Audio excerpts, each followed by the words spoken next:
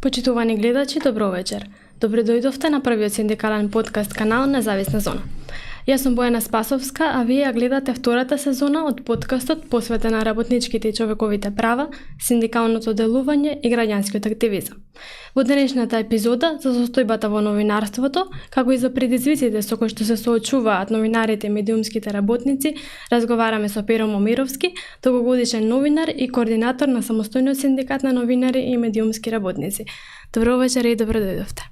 Бојано, огромно задоволство имам, Бојана, што сум овде во Независна зона. Јас можеби се малку, меѓутоа јас сум фан и јас отворам, јас слушам Независна зона.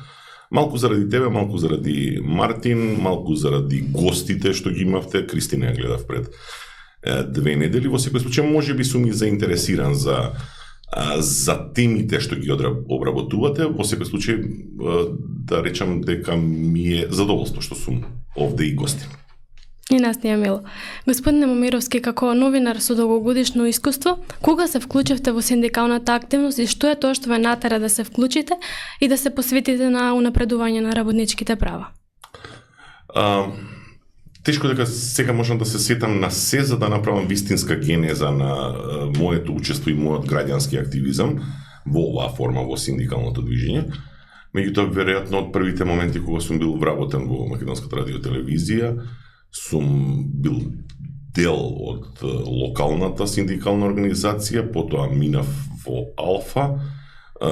Се совпадна периодот на моје заминување во Алфа со оформување на овој синдикат, што сега го представувам овде, значи ССНМ, практично единствениот синдикат на новинарите и на медиумските работници во земјава во моментов. Долго време бев обичен, ќе речам, член, без никакви барања, без никакви потреби, едноставно како составен дел од групата.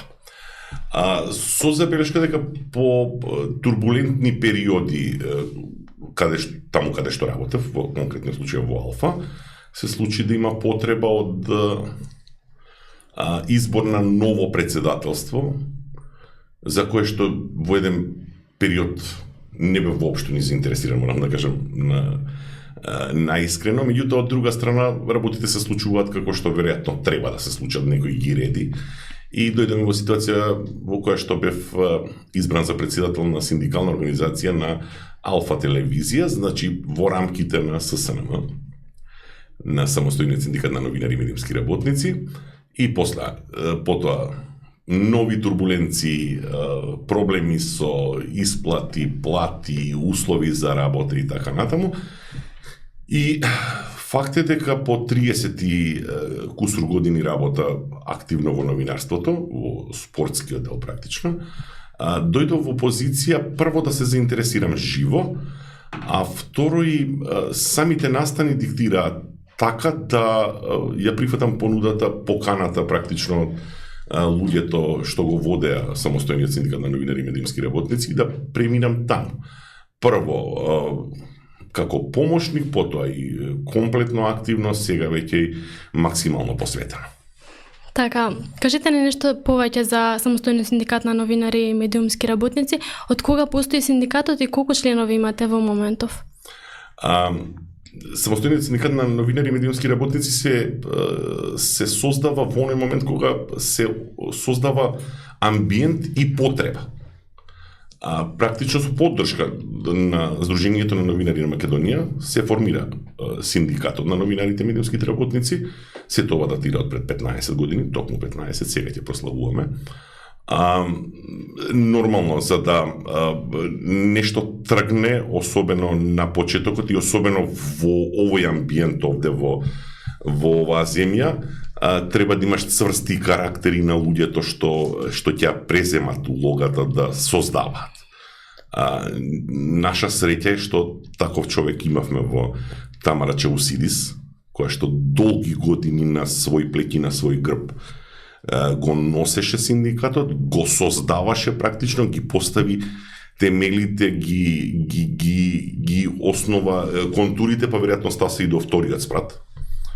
И потоа имаме среќа во оние кризни времиња со короната, председател да биде едно големо, огромно име во нашево поднебје, новинарско Звездан Георгиевски, и сега на позицијата еден, условно речено е Павле Беловски, еден млад, многу енергичен човек. Јас не можам да тврдам и да говорам за тоа какви менаџери се овие тројца што ги спомнав и сите тие што се дел од телата, извршни одбори, надзорни, статутарни, што иде. Меѓутоа, за сите нив само можам да изнесам свој став дека се многу честни, многу коректни луѓе кои што не ги гледаат своите личните бенефити и дека се посветени на таква една идеја да им се помага на работниците, нормално. Не исклучувам дека за тоа се крие потоа и некаква индивидуална цел и корист, кога веќе ќе им биде добро на сите, ќе ми биде и мене, нели? Така. Колку членови броите во моментов? Во моментов имавме една замислена бројка од 500 и ја достигнаме таа бројка со забелешка дека ние сме вкупно околу 2000 во Македонија медиумски работници и новинари и така натаму. И затоа 500 е, да речеме, сериозна бројка. Патем постојат уште два, нема да ги наречам жолти, меѓутоа некакви си други синдикати. Немаме ништо спорно со нив воопшто. Нека функционираат, нека работат и тие.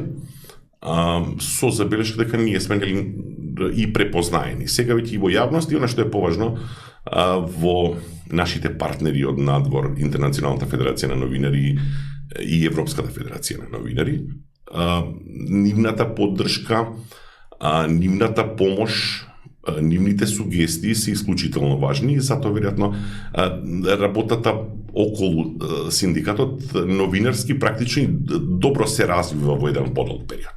Дали си повеќе новинари и медиумски работници ја препознаваат улогата на синдикатот и стануваат членови? Па морам да кажам, имаме зголемување на бројката огромно во последниот период. Со тоа што нема ништо спорно, имаме големи медиуми во кои што немаме ниту еден член. Немате вие на огласна табла во некоја си национална телевизија, за пример да споменам, дека вам е забрането да бидете член од синдикатот. Меѓутоа индикативно е зошто во таа телевизија, да речеме, нема ниту еден член. За никој од нив немал проблем, еве да зборуваме за личен, немаат ли колективни барања, дали им се почитувани сите права? Не, јасно е дека не. Има негде меѓу редови на нашите луѓе им се сугерира дека во основа не е добро да се биде дел од синдикат и особено не да се најдеш на таа линија од другата страна на фронтот, нели? Значи имате искуство од колеги кои што имаат притисоци од работодавачите? Да, имаме и тоа доста сериозни. Знаете, станува збор за индустрија медиумска која што е исклучително влијателна, секогаш била, секогаш и ќе биде, колку и да ги менува формите, начините, дефинитивно работодавачите прво, во продолжение и големите фирми, компании, на крајот и политиката и политичарите се обидуваат преку медиумите да вршат влијанија, притисоци, да доаѓаат до посакувани начини на информирање, а некој тоа го купува, некој тоа го прави по пат на реклами, некој тоа го прави по пат на класичен притисок. Имаме случаи на отстранување од работа, сериозни казни и така натаму, но затоа е синдикатот тука, за да се обратите во оној момент кога ситуацијата ќе избега од контрола, еве така да речем. Така. Новинарите и медиумските работници се соочуваат со бројни предизвици. Најпрво, дали си уште има колеги на кои што не им се регулирани работните односи? Да, има.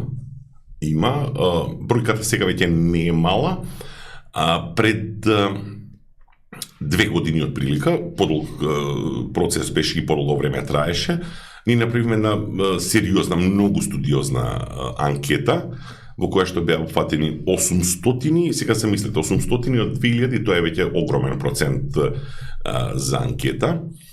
Тие резултати можете да ги најдете во повеќе форми во моментов по онлайн изданијата, покажаа дека притисоците се присутни, ги има во разни форми, негде се константни, негде се повремени, негде се побрутални, негде се помазни, пофини, посуптилни и така натаму, и тоа дефинитивно притисоците постојат. Повторно ќе речам, станува збор за дејност која што создава јавно мислење, создава има методи за влијание на јавноста и логично е да се обидуваат оние што се во моментов некакви си лидери или биле лидери на политички партии, на повторно ќе речам компании и така натаму, да се обидуваат да действуваат на тој начин. Така, во новинарството има и голем број новинари кои што се вработени хонорарно или со договорен на определено време. Се намалува ли оваа бројка низ годините? Да, се намалува.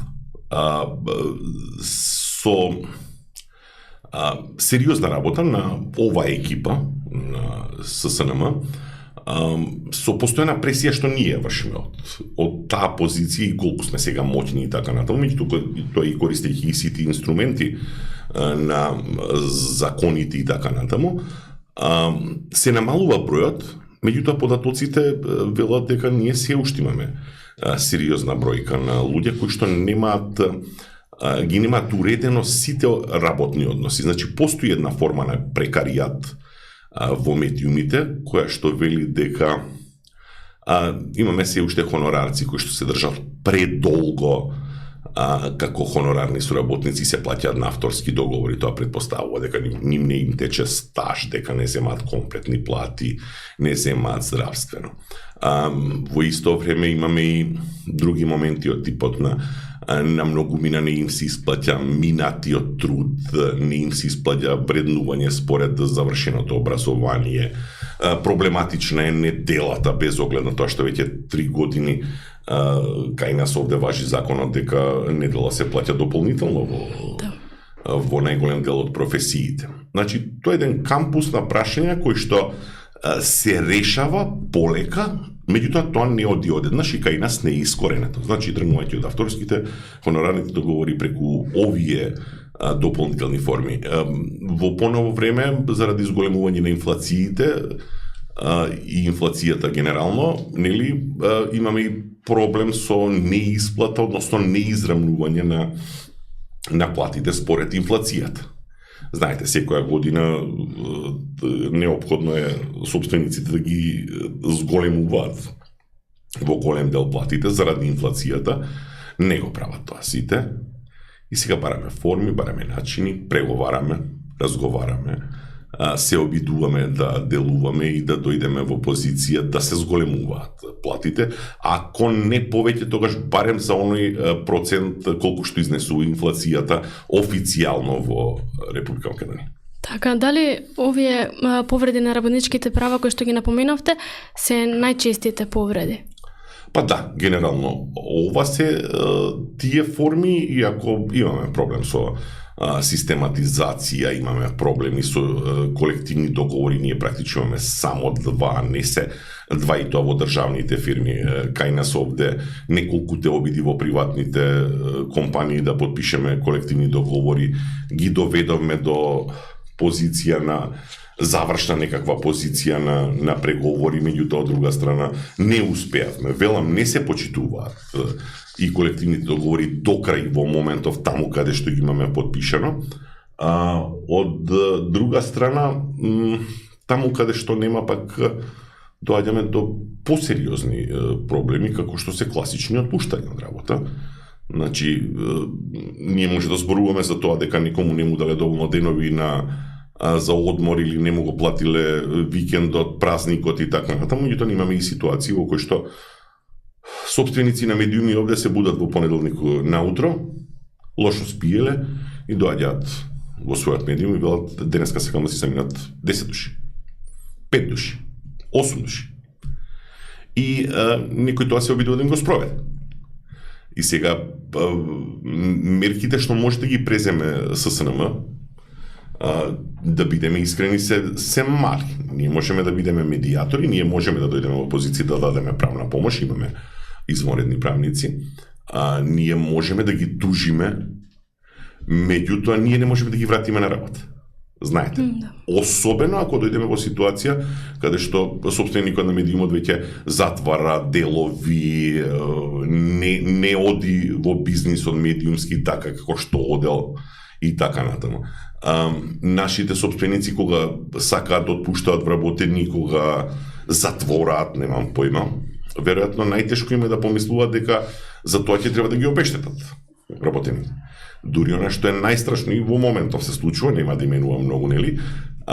Дури фирми кои што имаат странски собственици, а действуваат и делуваат, емитуваат во Македонија, не е важно за каков профил на медиум станува збор, исто така, веројатно сака на крајот од денот, кога ќе заврши проектот, кога ќе заврши, како се вели, дотурот на пари или финансирањето, како би било најправилно, доаѓаме во ситуација да немаат план во кој што ќе ги обештетат вработените. А тие се вработени на полно работно време, нели? Говориме за оние што не се на договори па да го почекаат да истече и така натаму, или кај нас се случува договорите од 6 месеци да се обидуваат да се прекинуваат на 3 месеци. Што не постои без обврска на работодавачот кон вработениот, едноставно не може да биде. Мора да се исплати, особено ако сакате вие во продолжение да функционирате како медиум. Така, споменавте дека платите се исто така проблем. Колку во просек изнесува плата на еден новинар и медиумски работник? Точната бројка во моментов не ќе можам да ви ја кажам, затоа што станува збор за зголемување на просечната плата во меѓувреме. Меѓутоа, оваа бројка е многу важна. Од големата анкета на ССНМ и на Институтот Ресис од пред година и половина, не цели 2, е дека 70% од вработените во медиумите, новинарите, камерманите, монтажерите, инскреберите и така натаму, сите што се тонци, реализации, режии и така натаму, земаат 70% од нив земаат помалку од просечната плата во земјава. И јас се сомневам дека тоа се сменило во меѓувреме. Значи, повторно доаѓаме до таа позиција дека 70%, да се држиме до таа бројка, од тие 2100 луѓе што работат во нашите медиуми земаат подпросечна плата. И тоа сметаме дека е недозволив. Ако станува збор за земја која што сака да има демократија во таква форма како што налагаат нашите партнери или Европската унија кон која што се стремиме, тогаш дефинитивно вие не можете да одите со подплатени или недоволно платени, како сакаме сега која форма и да избереме, новинари и медиумски работници. Затоа што од нив вие не можете да очекувате по тој квалитет, па и се што треба да имаат. Каква е состојбата со условите за работа? Условите за работа генерално се лоши. Имаме неколку позитивни примери и тоа на крајот од денот лесно се препознава во оној дел кога ви отворате интернет портали, кога гледате телевизија и така натаму. Сето на што го гледате или го слушате на радио или читате вестници, сето тоа е одраз на некаква состојба внатре. Значи, прво, имаме недоволен број на извршители, голем дел од нив се и демотивирани заради споменатите работи околу парите, меѓутоа и да платите, меѓутоа и да зборуваме конкретно за услови.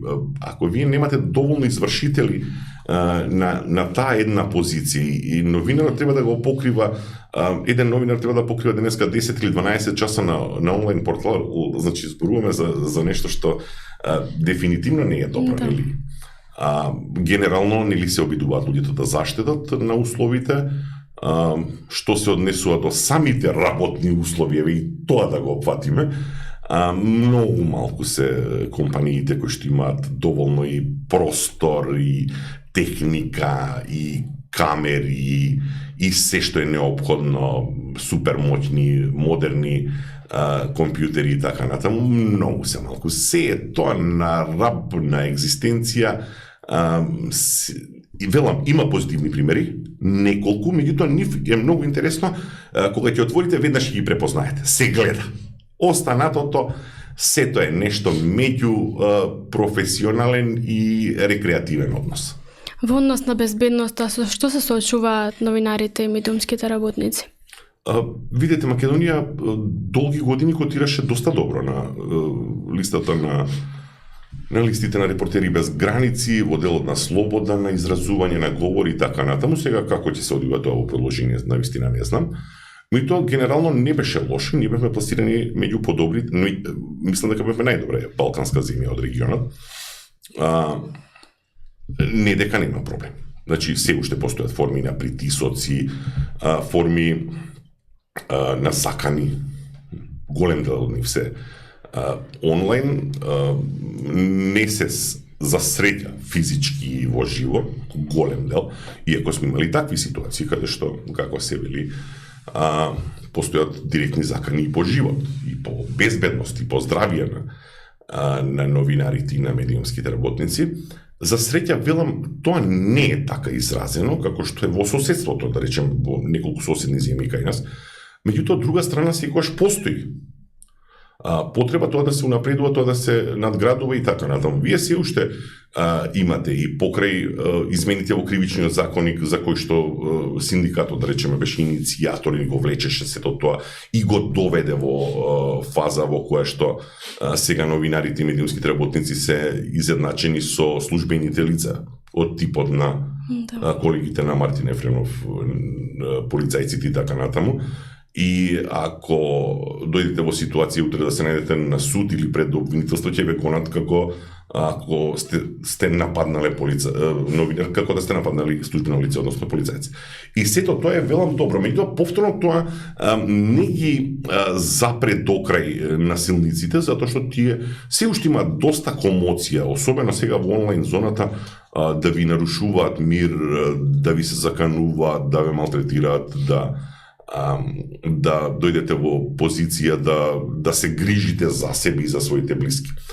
И тоа сега во продолжение во оваа професија создава еден амбиент каде што вие се повлекувате, па почнувате да не го работите тоа што треба да го работите, да истражувате, да објавувате вести, истории кои што можеби нема да бидат на задоволство на сите. Се профилираат неколку истражувачки новинарски и медиумски организации, продукти кои што привлекуваат и внимание, тоа го гледаме. Сега методите на работа на условно речем или противниците на слободното новинарство ги користат сите можни атрибути. Така и се случи, да речеме, ќе се сетите на онаа ситуација на објавата на ИРЛ, еден документарец за работата на две посериозни фигури политички и бизнис во државава, и она, како се вели, болницата Филип II, и потоа Брако и Кочо Андјушев околу изградбата на оние бараките за модуларната болница, што изгореа, каде што изгореа луѓе во тето, и ќе се сетите дека имаше судија кој што ги прогласи ИРЛ дека не се новинари. Затоа што нели се во рамките на некаква невладина организација. Тие работат новинарски продукт. На страна што е феноменален, на страна што е прекрасен, на страна што е нешто што секој сака да го види, нешто што ќе не предизвика и така натаму. И доаѓате до таква ситуација каде што се наоѓа некоја судика која што вели, и јас, знаете, пресудата ќе спорам или не е важно, нема да досудам вака или така, или ќе судам во полза на Андјушев или лекарот, како се викаше, кардиохирургот, од Филип II, за да дојдеме во ситуација, како се вели, најлесно ќе ги прогласиме нив не се новинари. Тоа се форми на, да се разбереме, на некоја борба против слободното новинарство и медиумите, затоа и велам, имаме ние уште доста работа, имаме ние како синдиката, и генерално сите како активни во медиумите, затоа што конкретната слобода, онаа што ја замислуваме од развиените европски земји, од скандинавските, немам појма, не ја се уште ја нема овде во нашите медиуми. Дали се повеќе новинари се обраќаат за правна помош кај вас и се охрабруваат? Да, имаме конкретно околу охрабрувањето, има мала забелешка сам за себе, за нас во канцеларијата, воопшто можеби за СНМ или можеби за колегите, не е правилно. Да, ние имаме постојано, имаме една долга листа на луѓе што се јавуваат за правна помош, меѓутоа малкумина се решаваат да одат до крај. Тука е забелешката. Значи, сите би сакале да дојдат во позиција да се пожалат, да искористат правна помош адвокатите, тоа се трае до некоја форма на консултација или десно. Меѓутоа, голем дел од колегите, тоа ќе споменам сега и ќе делува како самокритика, но во основа не бегаме од вистината, голем дел од нив не се решаваат за завршниот потек, да поднесеме тужба и да го тужиме собственикот на медиумот или во продолжение кој да и така натаму, затоа што ова е сепак премало подрачје и вие можете да добиете некаков собственик на телевизија, радио, вестник, што и да е во еден предмет и веројатно судот и да донесе правилна одлука и да го осуди. Меѓутоа како продолжение на тоа имаме друг проблем кој што вели дека потоа го усложнувате делот на новиот ангажман што треба да го имате негде на друго место. Ниеден собственик во оваа држава не сака бунтовни, па уште и правилно бунтовни работници, така и во новинарството. Така. Господине Момировски, во изминатиот период спроведувате мисија сочината од представници на Меѓународната федерација на новинари и институтот Ресис, во која стварите средби со институции релевантни за медиумските реформи, како и со редакции за да ги утврдите условите во кои работат новинарите и медиумските работници во Македонија. Па кои беа првичните заклучоци? Првичните заклучоци се дека овде има уште доста работа, дека овде треба да се обезбедуваат дополнителни услови за новинарите, новинарството, за медиумите генерално и за медиумските работници, од скрининг мисијата, која што беше преце од луѓето, првите луѓе практично оперативците на Интернационалната федерација на новинари, произлезе потоа и декларација, во која што ја има кај нас, може да се сретне секаде, во која што дополнително се бара да се обезбедуваат услови за новинарите, да имаат доволно пристап до информации од јавен карактер, да се овозможи слобода на новинарите, да се обезбеди безбедност на новинарите. Таму има и неколку елементи на социоекономски дел и така натаму, и тоа генерално не е опфатен, иако јас навистина морам да го споменам тоа, дур немаме сериозни добри примања и значи плати на луѓето што работат во медиумите, ние не можеме да говориме за класична слобода на новинарите. Инаку, како се вели, скрининг мисијата мина добро. Сега знаете како се одвиваат тие разговори по министерства, по председателства, по влади, лево, десно, кога ги слушате нашите представници на власта, која и да е власт, во случајот е ова што е, од нивните изјави тече мед и млеко. И знаете, дури може Ентони Беланжер, генералниот секретар на Интернационалната федерација на новинари, ако не е добро информиран, дури да заклучи дека во оваа држава функционира тоа безпреконо, иако човекот има премногу искуство, нели, за да може било кој овде од извршната власт да го излаже со тие убави приказни дека се чини, се прави и дека новинарите овде се многу почитувани и дека они секогаш дење ноќе 24/7 се на располагање за новинарите, дека нема никакви забелешки кон нив и така натаму, иако ние добро знаеме дека околу регулативата се што ќе посакаме ќе биде вметнато во законите и така натаму, меѓутоа јасно име и нив и на скрининг мисијата нам ни е комплетно јасно дека сето тоа е, нели, еден дел од политичка некаква дискусија, дебата, кога гостинот ви доаѓа, па вие ја користите, можете да се презентирате себе си во најдобро издание. Така, ја споменавте и слободата на медиумите во Македонија. Дали е подобрена или влошена во изминатите години? Тешко ќе зборувам за тоа. Велам, треба како показатели да користиме, да речеме, такви некои листи од типот на Репортери без граници. Ние не бевме лоши на тие листи до пред некое време. Тоа морам да бидеме искрени. Сега ќе видиме рангирања додат секоја година, новото треба допрва да излегува и така натаму. Има впечаток дека за нијанса одиме во полош правец, меѓутоа сето тоа ќе треба да се потврдува. Од тоа што ние во моментов го работиме, значи канцеларијата на ССНМ, извршниот одбор со председател и така натаму, забележуваме дека веќе постојат некакви тенденции на малку поголема пресија врз новинарите и тоа се рефлектира врз слободата на медиумите. Кои конкретни барања ги упативте до институциите врз основа на заклучоците кои што ги изнесовте со Меѓународната федерација на новинари и Институтот РЕСИС? Ние сакаме нов закон за медиуми кој што ќе опфати се што го препорачуваат, значи како централно тело, односно како ориентир Европската унија, во принцип актите за слобода на говор и актите за слобода на медиуми, да се имплементираат сите, како се вели, акти овде и да се прилагоди законот за медиуми на она што е ново и модерно време. Од тука, последните измени на законот, што се случија практично вчера, бе изгласени во собранието, се нешто што е практично парцијално решение и што е добро во моментов затоа што ги внесува онлайн медиумите и законот веќе ги препознава како еднакви. И тука немаме ништо спорно со сето тоа. Затоа што веројатно со внесување на онлайн медиумите, говориме за порталите, говориме за ваквите подкасти, за канали и така натаму, веројатно и досега требаше да бидат ставени во законот и да бидат изедначени. Значи, ако до пред кратко време новинар во портал не е исто што и новинар во телевизија, иако ние знаеме дека се тоа потполно истите луѓе. Значи, нијанси се во прашање во нивната работа и така натаму.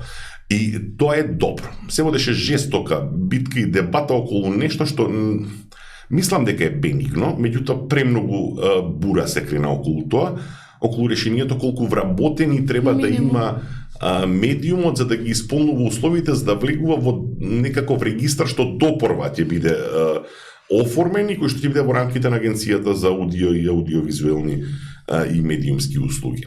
Меѓутоа, таа борба можеше да прифатиме, ние сме сепак синдикат, прво не сакавме да размислуваме за медиуми без вработени, затоа што и бројките досега од тие анкети што ги правиме претходно покажува дека ви имате 1,6 во просек, 1,6 вработен во медиум.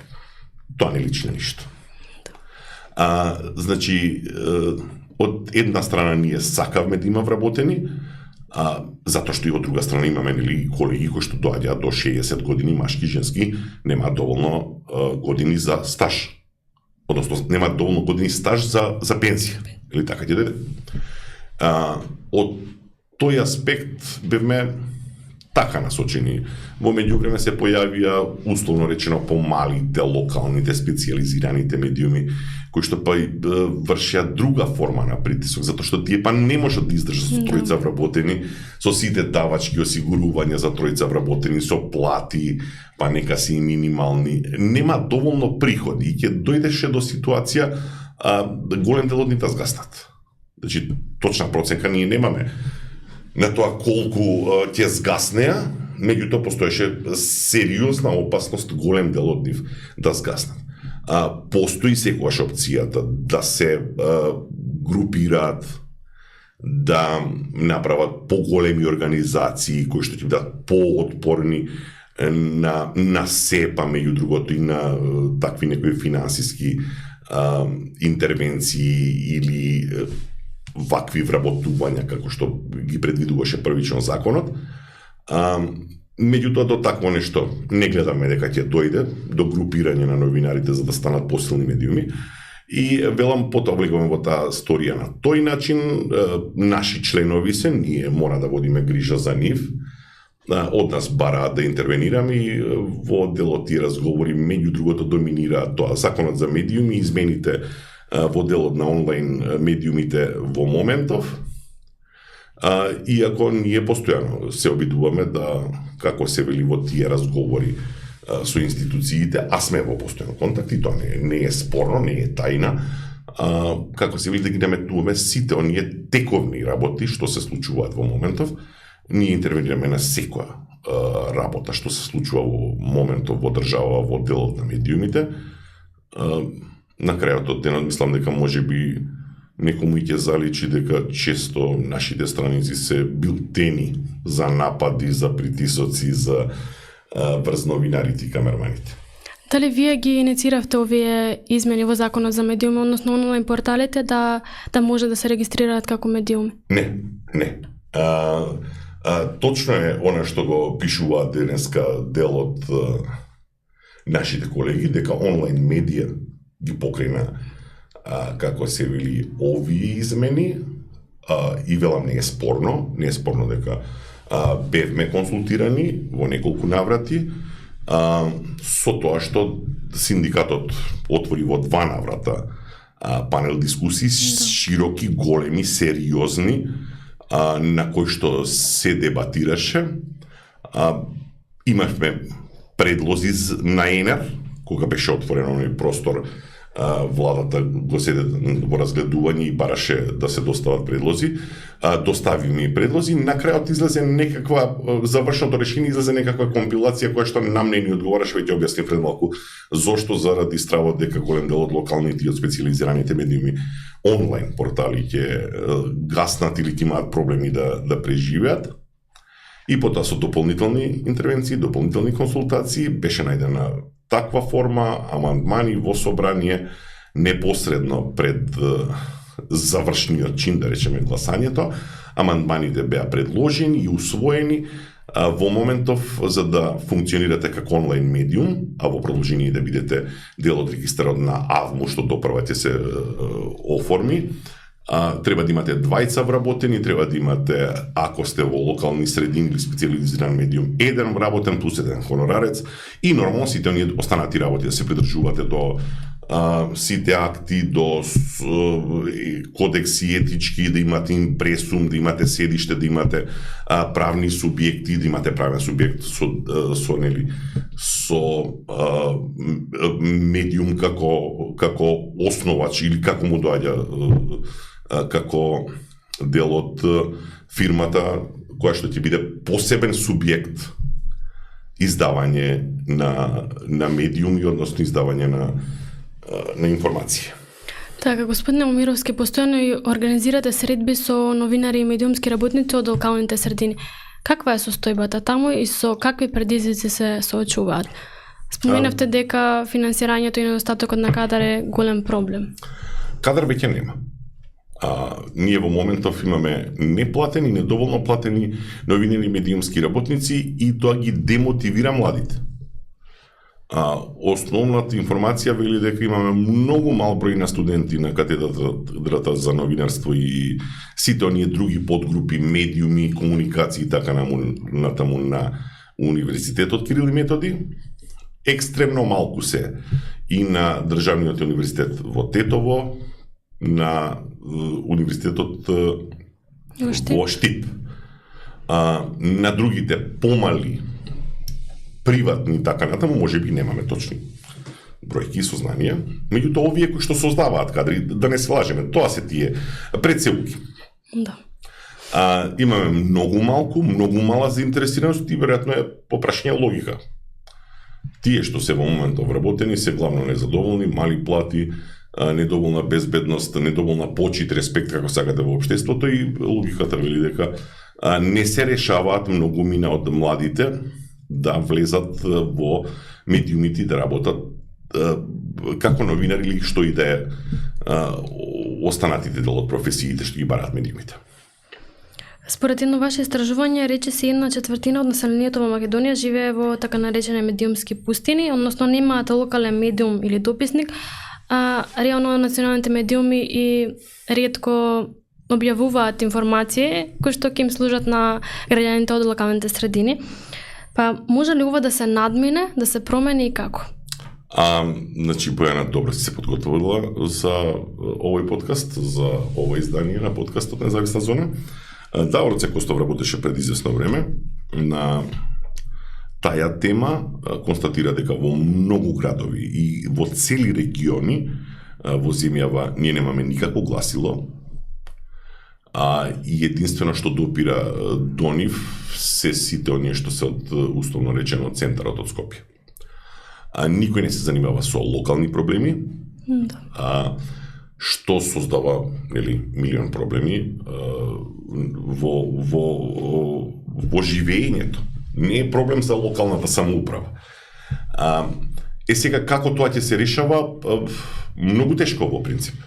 Затоа што некој сепак треба да најде интерес за да може во помалите градови. Ние имаме неколку градови во кои што станува збор за градови, значи не заборавајте, не зборуваме, ова држава има 80 кусур општини, не зборуваме ние за општина Центар Жупа или Могила или како беше она на југот долу на Пелистер и така. Не зборуваме за градови кои што нема ниту еден како се вика медиум. Значи не говориме за радио, не говориме за телевизија, дури нема и онлайн изданија, и тие онлайн изданија, портали, дел од нив, каде што има некаде се рекреативни, кога ставиле вест, кога не ставиле. Значи, дали гори шумата, дали има негде поплава, никој не се занимава сериозно со тоа.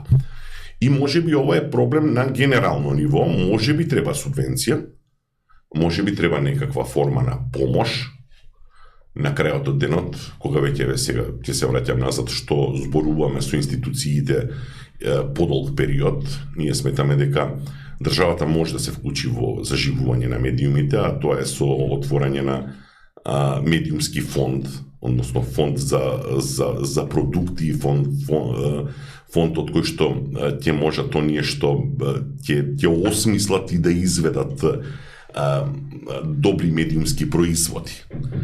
Ние сме против актуелното државно рекламирање, односно рекламирање со државни пари, а тоа го имате по повеќе основи во време на кампањи за избори, имате од пред година и половина, имате еден момент кој што вели дека законот предвидува да има јавни кампањи во национални медиуми пред се телевизии во кои што ќе треба да не подсетуваат на трето дете, четврти брат уџет или така натаму, и сето тоа да се плаќа со државни пари, да говориме со наши и ваши пари. Меѓутоа тоа не ќе им помага на тој начин на телевизиите и на медиумите, немаме ништо спорно со тоа. Меѓутоа не создава простор за создавање на конкуренција квалитетна за нешто што ќе донесе нешто гледливо и нешто добро и нешто што ќе биде генерално после за јавноста од полза. Очекувате ли во блиска иднина да се подобри целокупната состојба во медиумскиот сектор? Тешко прашање. Немам мандат да зборувам за такво нешто.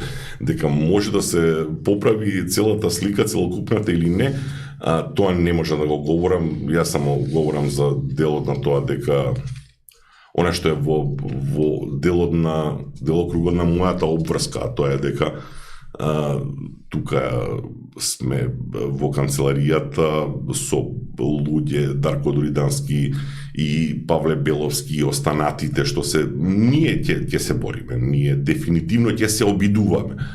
Меѓутоа каде води сето ова, јас навистина и не знам сега, нити правам, нити осмислувам црни сценарија, ниту пак го доживувам како црно сценарио.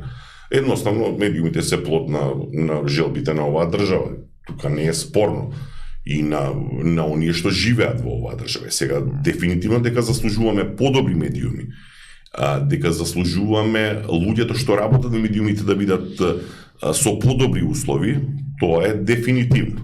Сега, прашање веројатно на тоа колку ќе се избориме ние како лидери во тоа работничко движење и самите вработени работници во медиумската индустрија, тоа е веќе друго. Како ја оценувате досегашната комуникација со институциите по однос на овие прашања? Декларативно има разбирање. Во моментов овие што во моментов се на тие позиции, се уште се во некаква рана фаза, да речеме, сите имаат интерес да слушнат, да разберат, да искомуницираат и така натаму. Меѓутоа, дека нешто драматично се менува кон подобро, не, такви потези се уште не гледаме. Има најави, за сега се уште во форма на најави, дека сепак ќе дојдеме во позиција да се оформи фонд за медиуми, пак ви велам, да не зависат големите медиуми само од парите, од кампањите, од изборите и така натаму. Со ова интервенција во законот, може би, еве да речам во голем дел, ќе се намали можноста на трошење на државни пари при избори за портали кои што не носеа ништо добро за оваа држава. Едноставно беа пријавувани во минатите помалку да речеме, не се 3 децении колку што постои држава, далеку помалку, кои што се пријавува пред избори, дали локални, дали председателски, дали парламентарни, земаа пари од партиите, а практично со ништо, особено не со тоа што го нудеа како содржина и медиумски продукт, апсолутно не заслужува. Сега, може би, велам, ќе дојдеме во ситуација каде што тоа ќе биде делумно ограничено, иако тоа треба да прво да го видиме. Сметате ли дека и квалитетот во новинарството е опаднат баш поради овие проблеми со кои што се соочуваат новинарите и медиумските работници?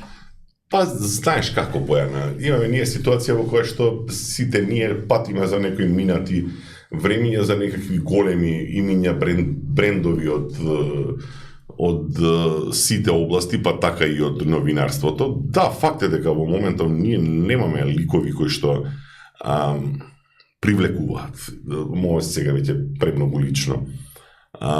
Порано имаше и извонредни новинари со стаси глас, имаше феноменални колумнисти, имаше одлични коментатори, имаше луѓе кои што создаваа со години доверба во институциите, во медиумите, во самите себе и така натаму. Сега се е некако разводнето, меѓутоа ова е 21 век, веројатно и не треба да бидеме идолопоклоници, може би и тоа е вистинскиот пристап, меѓутоа од друга страна, повторно ти речам, многу малку се луѓето кои што ќе сакате да ги прочитате или да ги чекате да ги прочитате со нетрпение, или да чекате да се појават на телевизија или на радио и да ви побудат интерес, знаете, во моментов, во истиот миг и да речете ништо сега не правам, сега ќе го слушам него.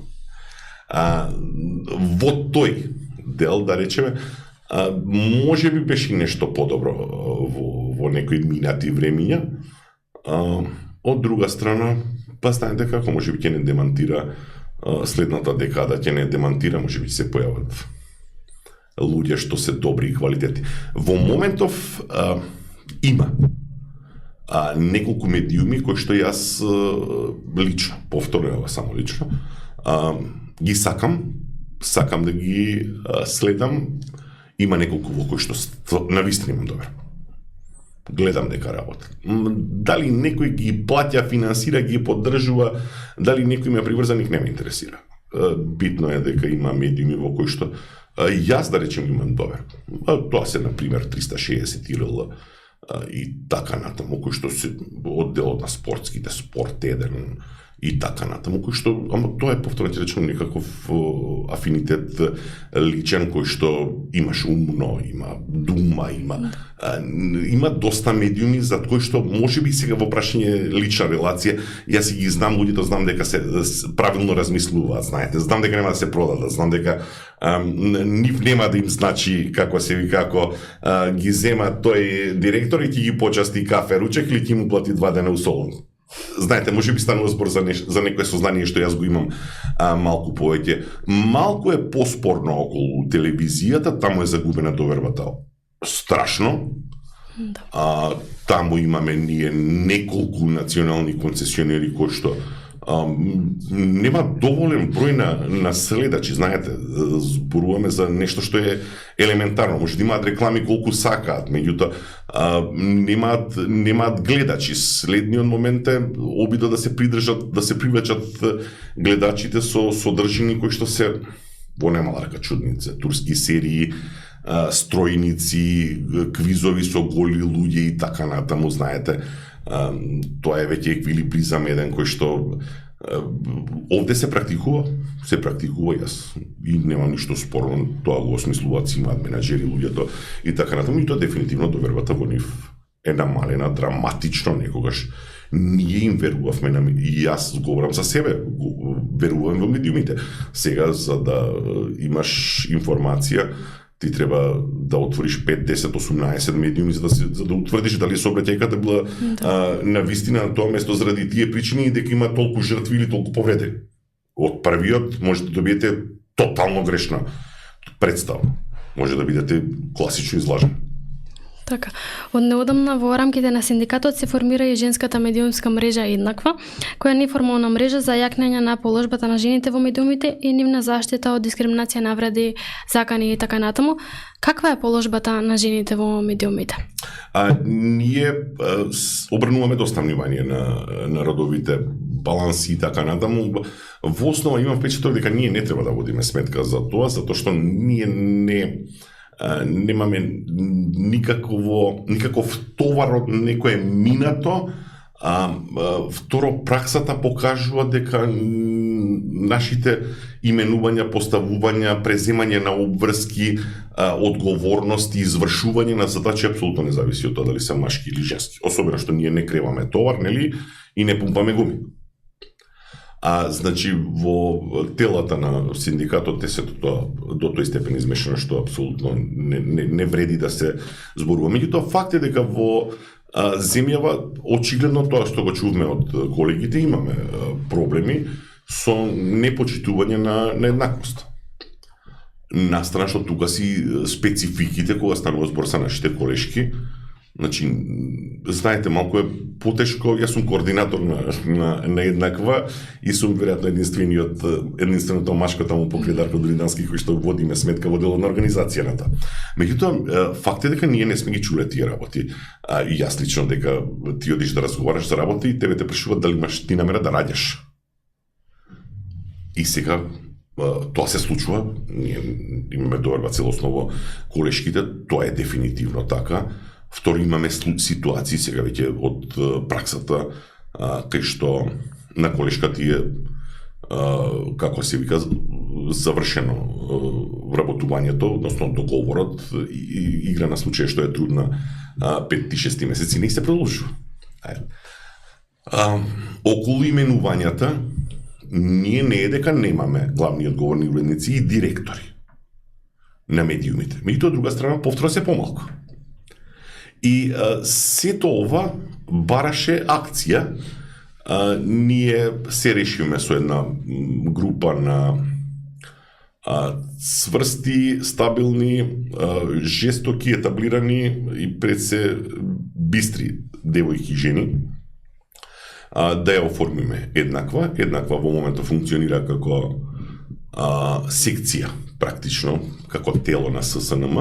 Оној момент кога ќе се осамостојат, нормално ќе се ослободат, тоа ние другарски договор. Во моментов сме се уште условно речено заедно. Не можам да кажам каков е одзивот, затоа што тргна еден бран во кој што луѓето сакаа да се приклучат лево-десно, и тоа повторно, тоа типично за нас е, па сега полека, па да видиме, па како, па што, па ово, па оно. Еднаква почна да си реагира на сите ситуации во кои што нашите колешки од медиумите се навредувани, напаѓани, осудувани и така натаму. Еднаква е добра приказна, убава приказна, многу се позитивни ликовите. Имаше негде дискусија внатре дали ова ќе биде на граница на феминизам со елементи на ова. Тоа е веќе работа што ќе си ја решат внатре во Еднаква, пак ќе речем. Во моментов јас тоа не го чувствувам, не чувствувам дека постои некаква војна, не, напротив, туку едноставно само елементарното, Марија Митевска го води тој дел, елементарното да се обезбедат основните услови за девојките, за господите, за нашите другарки кои што работат, како се вика, и колешки во медиумите, затоа што повторно ќе речам, можеме ние сите, зборувам сега за машките, да мислиме дека во оваа држава има нивелирано. Знаете дека сме на 0 или на 50 на 100, не, очигледно не сме. Не, очигледно не сме. Кога ти не го чувствуваш тоа, знаете, сепак мене не ме прашале дали ти ќе се жениш и ќе имаш дете. Не ги интересира кога сум се вработувал.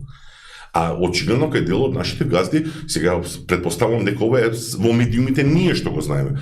Предпоставувам дека во другиот дел од општеството, кој сте, што е, да ви кажем истина, ја предпоставувам дека во дел од маркетите нема да помислат да те примат ако ти си трудна први месец или втори, трети, како му доаѓа и така натаму, или ако имаш најава дека ќе правиш свадба за 3 дена или за 3 месеца. Ова сега само се наши предпоставки така натаму. Велам еднаква е добра приказна, се надевам дека ќе се развива. За да ги охрабриме членките еве да станат дел од платформата, што може да очекуваат? На ssnm.org.mk имате банерче на кое што може да влезете и да видите што нуди еднаква. Нели тоа се оние основните визија, мисија, цели, да ги прочитате, да ги како се вика, да ги протолкувате и потоа да процените дали треба да бидете дел од тоа или не треба да бидете дел од тоа. Станува збор повторно сега, јас сум овде нагости кај вас во независна зона која што третира по-широка група на луѓе, значи нели ако знаеме дека Мартин е тука, можеби ќе помислиме дека за полицајците станува збор или само за луѓето од тој сегмент. Од друга страна, на овој начин нека стасуваат информациите и до како се вели луѓето што работат во медиумите и ова нека биде приказна можеби показател и за останатите наши колеги, пријателски синдикати и така натаму. Пораката е таја што јас ја разбрав, дека сепак ние не сме родово избалансирани. Сепак ова општество е далеко од 50-50. Така, се приближуваме кон крајот на емисијата.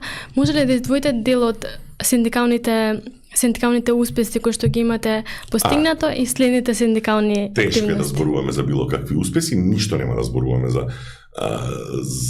во тој правец, во тој сегмент. Само ќе споменам дека имаме и мрежа на локални медиуми, односно на луѓе што работат во локални медиуми, и таја се обидуваме да засилиме и таа се обидуваме да ја иницираме практично пред известно време.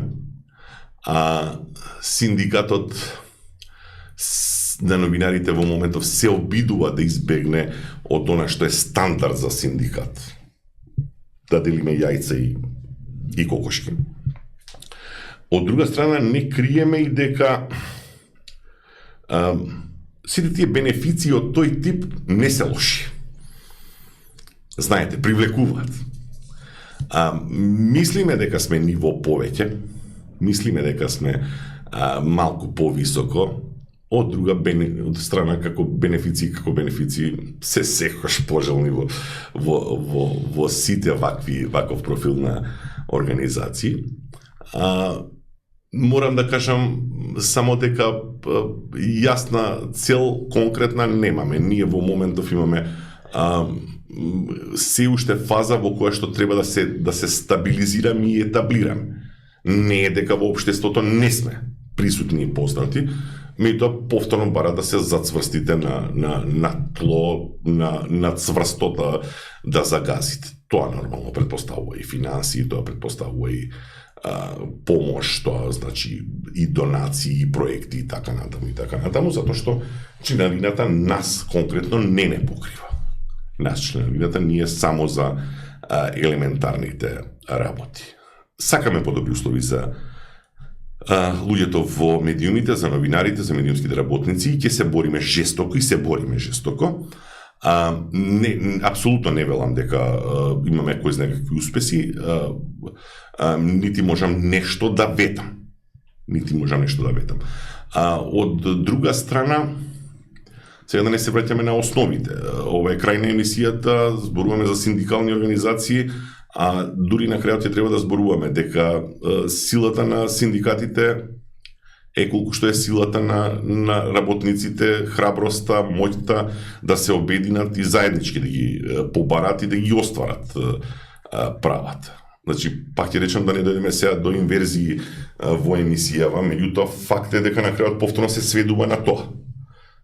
Ниту независниот синдикат во полицијата ќе може низ тие 2, 3, 5 души што го водат, ниту поголемите наши синдикати ССМ, КСС ќе можат нешто да сторат ако станува збор за нивните 3, 4, 5, 6 лидери. Ако базата не е силна и сериозна во намерите да се остварат правата. Вие може да имате синдикален лидер или негови први двајца соработници сите да бидат супер Лех Валенси. Меѓутоа, ако луѓето од сите нивоа не се цврсти, не се подготвени да работат за заедничкото добро, простете ми, и да жртвуваат, можеби, некои работи, мали, ситни, дел од слободното време, дел од она што треба да го наречеш хоби, тогаш нема синдикално организирање, да се разбереме. Лесно ќе не совладаат сите бизнис, политички или какви да се елити гарнитури. Тука немаме никаква дилема. Знаете, ние многу често сме во ситуација условно, нели, под навод ораме низ држава, шетаме секаде, комуницираме со луѓето. Ќе дојдат на разговори лево десно, меѓутоа кога ќе треба нешто да притиснеме, луѓето се повлекуваат. Така и во моментов имаме процеси во држава. Да се разбереме. Ако некој мисли дека платата ќе му ја обезбеди некој таму лидер, не. И јас си сетам дома. Тоа не постои. Во ова општество, во овој амбиент, во оваа држава, се разбереме, ти си се бориш во рамките на групата повторно на крајот од денот за себе. Заедничко ќе биде доброто, добивката и така натаму, меѓутоа мораш да придонесеш. Инаку не постои. Сега ова го говорам малку како фрустрација од ова што го работиме во моментов, да го разбудиме тоа ткиво. Сега зборувам кај нас во медиумите, во новинарството, меѓутоа претпоставам дека се однесува и на целата држава. Значи, може би ни требаат експерти, може би ни требаат луѓе што знаат повеќе како да мотивираат, како да ги покренат масите и така натаму и така натаму. Само да потенцирам, не станува збор за никаква идеологија, значи ние не застапуваме апсолутно, сме политички оперирани. Станува збор само за елементарното. Луѓе, мое право е да земам плата кога ќе земам, да земам плата што ми е доволна да заживеам. Јас не велам дека треба да живеам со јахти и со бродови.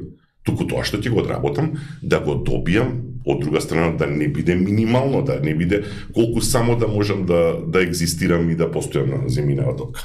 За крај да сумираме, која е вашата порака до вработените во медиумскиот сектор? Се занимаваат со извонредна дејност, нешто што влијае на државата, на општеството, на крајот од денот информации од што влијат врз јавноста, се нешто што не може секој да го прави и да ги споделува и така натаму.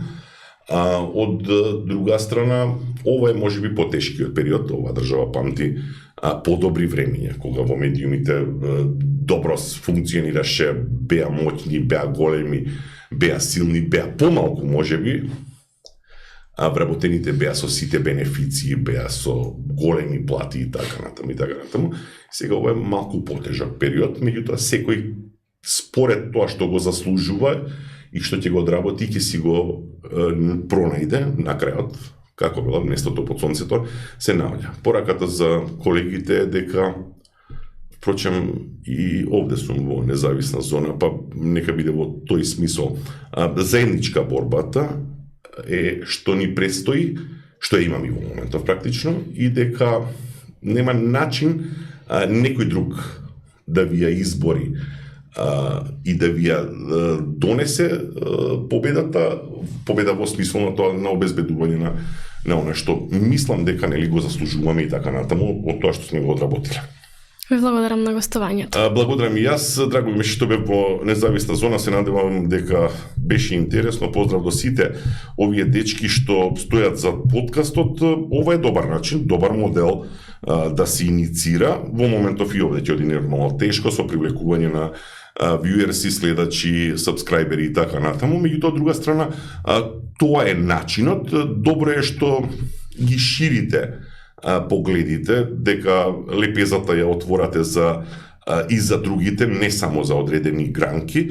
И сега знаете како ќе треба акумулација на повеќе емисии, на повеќе луѓе, на повеќе ликови гостувања.